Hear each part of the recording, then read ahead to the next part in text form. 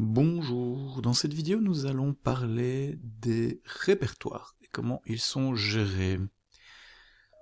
Alors, comme vous le savez, dans la plupart des OS, on a un système de répertoire hiérarchique.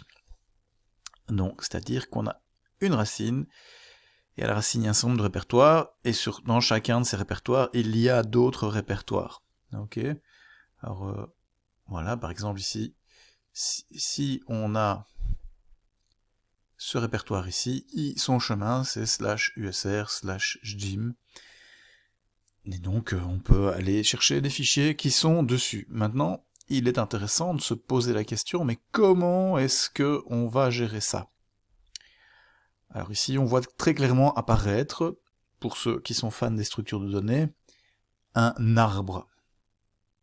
Alors, il y a plein de façons d'implémenter des arbres, vous en avez vu certains en SD, vous en verrez d'autres l'année prochaine encore, mais la façon dont c'est géré, on va diffère d'un système d'exploitation à l'autre. On va regarder ici comment c'est géré en Linux.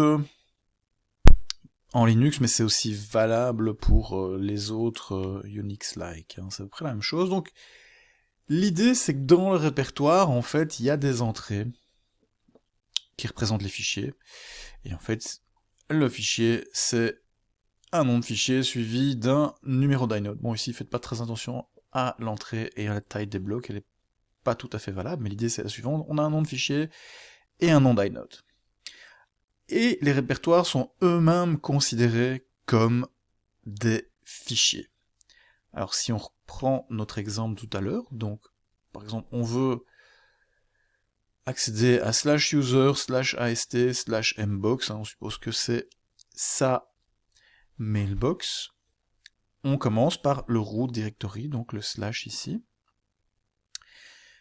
et dans ce root directory, on a un bloc de données qui représente les différents fichiers et répertoires dans ce directory. Donc on a le répertoire /bin, /dev, /lib, /tc, /usr, /tmp, et on voit qu'ici, ce qu'on a à côté, en fait, c'est un numéro d'inode.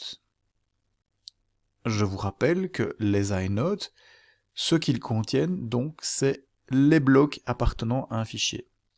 Comme en Unix, un répertoire est considéré comme un fichier, on a, pour le répertoire USR, un numéro d'inode, et ce numéro d'inode, ce qu'il nous donne, c'est la liste des blocs appartenant au fichier représentant le répertoire /usr.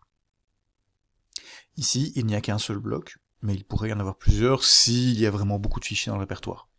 Pour simplifier, on supposera qu'il n'y en a qu'un seul. Donc, on prend le fichier racine, le répertoire racine, on cherche après USR, on trouve son numéro d'inode, et dans son inode, donc l'inode 6, on a un numéro de bloc.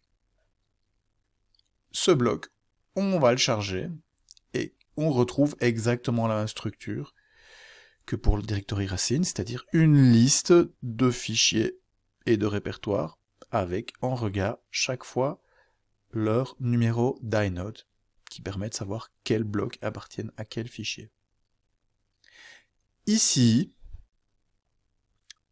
on a en plus le point et le point-point. Point, je vous rappelle, c'est le répertoire courant. Donc ce répertoire courant, en fait, il est représenté par l'inode 6, donc il redonne le bloc 132, donc vous voyez, c'est assez cohérent. Le répertoire précédent, il est sur l'inode 1, en fait. Et donc on voit bien ici que point et point-point sont sur l'inode 1, parce que point-point, le répertoire parent du root, c'est le root lui-même. Hein. D'accord? Donc on navigue comme ça. Je vais sur USR. Je trouve son numéro d'inode. Son inode donne un bloc qui donne le répertoire et sa liste de fichiers. Maintenant je cherche AST. Je le trouve, j'ai l'inode 26. L'inode 26 me donne un numéro de bloc, 406. Je charge le bloc 406.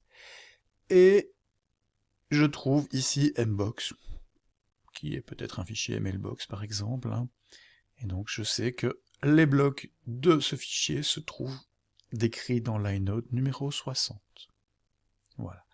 C'est une structure d'arbre, si on réfléchit bien, et il y a moyen de la parcourir donc en descendant, mais aussi en remontant avec les points-points.